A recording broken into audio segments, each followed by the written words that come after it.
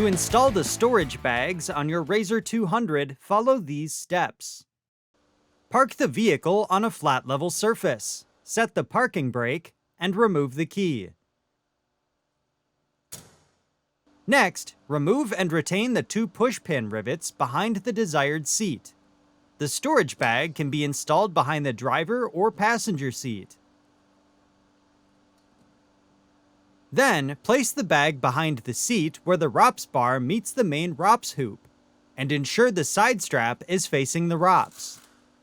Continue by using the hook and loop straps to secure the bag to the ROPS.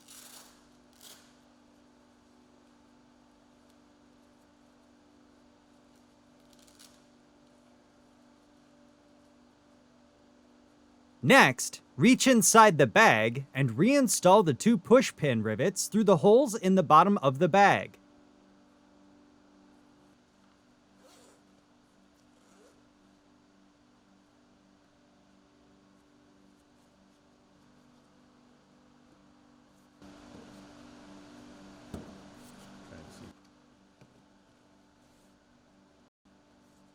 Finally, verify the bag is secure.